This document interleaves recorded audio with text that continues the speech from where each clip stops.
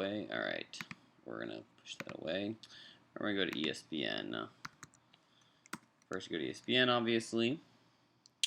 You're going to then want to go to fantasy. Make sure you go down to football. This is obviously all through the computer, not on a tablet, phone, or anything like that. And then go down to whatever one team you're on. I'm going to go with one that I'm the manager of, so I'm going to go down to this one, Captain Man. And from here, I'm just going to kind of talk a little bit about the different tabs that are available. So first, we're going to start out with League. This is kind of where, obviously, your league manager is going to post any kind of notes. And also, this is kind of nice here. It says recent league activity, and so any kind of league activity that is occurring, it'll tell you about. So league activity includes people dropping players, people picking up players, trades going on. So anything like that is never really hidden or secret. Whatever is done is just kind of posted on there, and it's done automatically. So if you see a player that you really want on someone's team, they happen to drop them, then you know now they're available, so you can go ahead and pick them up. And we'll talk a little bit about how to pick up players and how to drop players a little bit later. So that's the kind of the league tab. I don't go to it too often, except to maybe check that to see who's dropping or who's what's going on with that. We're gonna read this a little bit. Well, actually, I'll kind of come back to this, but this is just your team, just seeing who's on your team and all those things. So I'll come back to that, go a little more in depth into that. Players. This is the players that are on the wire. Technically, wire meaning that they are available to be picked up, and you can pick them up and they'll be available to you. So I'll kind of come back to this as well, but you can kind of come and just say click add. And if I didn't have too many quarterbacks, then I'd be allowed to pick him up. But since I already have too many quarterbacks, I can't do that. All right, so we're going to go to standings. This is kind of just showing you what standings you are, where you rank, percentages, all those things. Points for, points against. So it just kind of tells you throughout the season how many points you had for the whole season, how many points that were against you for the whole season. Home and away, that doesn't really matter at all. Next up is scoreboard. It just tells you who you're facing next. This is where people spend a lot of time on game day because this thing is updated live, and so you can just kind of watch your team and watch your opponent's team as points are scored or points are tallied up. It's live and it keeps updates. So people watch this page heavily on Sunday and Monday. So, but other than that, this page really isn't really used for prep work or isn't really used throughout the week per se. But so what tab is used a lot throughout the week is this one right here. So like I said, I'm gonna go back to it. So here are your teams, quarterbacks, your running backs, your wide receivers. Here are your benches. Pretty simple, pretty main. These are your starters. These are the players that are not playing at all. So let's say I see here that Le'Veon Bell is suspended. So I want to move him. Pretty simple. Click submit. It's done. I just switched them out. It's that simple. Move. Bam, that easy. If you want to click on, you want to read about a player at all, little footnote. It kind of talks about what's kind of going on for that week. ESPN's really good about keeping these things updated from week to week, player to player. So that's really great to read.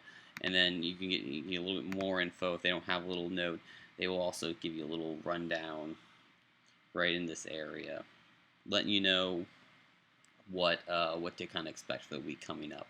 And then as you can see, this was from last year, so this is not this year, but it kind of tells you who they played and kind of how they were, how productive they were through that one game. So it kind of gives you a nice long history of how that player is performing.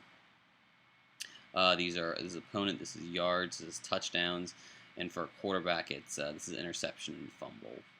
So that's how to read a running quarterback. This is a running back. So opponent attempts, how many times do they hit, how many times the ball, how many yards do they get, how many touchdowns they get, how many points do they get. Great. This is the opponent that your player is facing. this is when they will be playing. So this is really important to know because let's say he has a Thursday night game. Once that game is started, that player is locked into that position, so they cannot actually be moved. This button right here will not be available once the game is started. So if your player plays on Thursday, you gotta make sure that you have them in the right position when it comes game time. This one right here is you can kind of just hover over it. It says position rank. So they're telling me right now that Tom Brady is the ninth quarterback, is the ninth best quarterback basically. Like I said, this is the 2014 season. So in the 2014 season, Tom Brady got me 270 points. So at the beginning of the season, it'll show 0, and then each game it'll add on more points until they reach their final number. This is obviously figured out average of fantasy football per point. So Brady got an average of about 17 points. This one right here will usually show with how they did last time. Obviously, since this is last season, we're not too worried about that.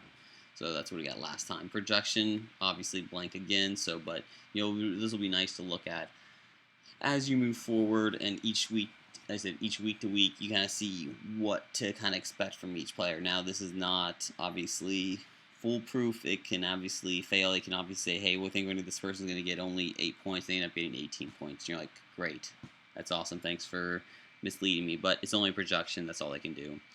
Then this is kind of nice to read opponent rank. So how is Pittsburgh's basically defense? Because Tom Brady is facing their defense. So how is their defense? So they're only 27th.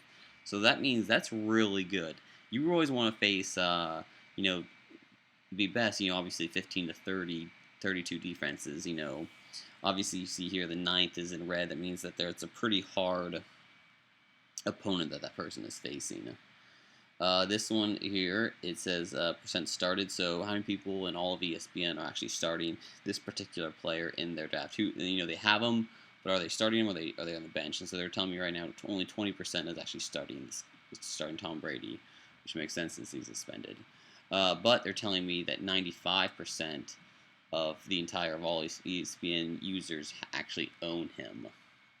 And this one is just basically, has he been picked up or dropped? And so there's been a 0.3 pickup in all of ESPN. So that's kind of how you read it. So let's say, so that's kind of how you read that. So that's how you move around players. Move them around, pretty simple. And let's say I want to drop a player. So I go up here, click drop, and all of a sudden, so I click, let's say I want to drop Matt Bryant. So I say drop, submit, confirm, he's out of there. And so now I'm like, okay, well now I got to go pick up a player.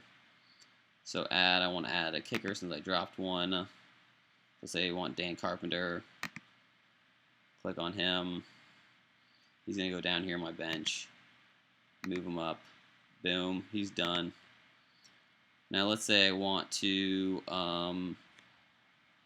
not have to drop and then pick up. I want to kind of do more exchange. As I'm dropping one player, I'm picking up another player.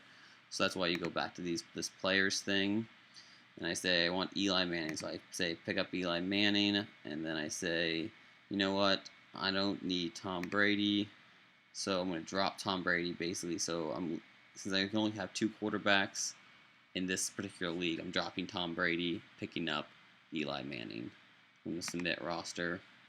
So this is to say dropping Tom Brady, but at the same time I'm picking up Eli Manning. I'm going to confirm that Tom Brady is now dropped. Eli Manning's now here. That's how you kind of pick up players that are on the wire. And remember, the way you get to them is you look here, and anyone here is available. So, last thing I really want to just kind of talk about is this is your record. This is your waiver order. So let's say I am 6 of 10. So let's say I am. It's a fresh new week, and I'm looking to pick up a new player. But there's 5 basically people ahead of me. So if I say, let's say here, within the fresh new week, I want to pick up Ryan Fitzpatrick, let's say.